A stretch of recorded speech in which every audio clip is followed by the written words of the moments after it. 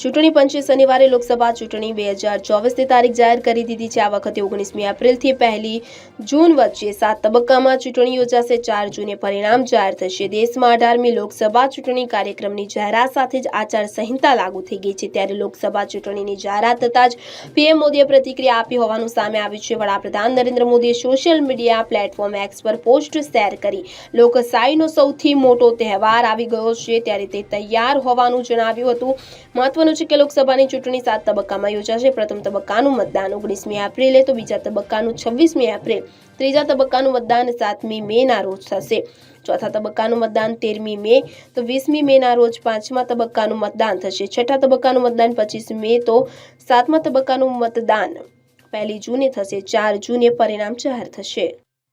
Bureau report CN24 news. હવે જુઓ દેશ દુનિયાની તમામ ખબરો તમારી આંગળીના ટેરવે।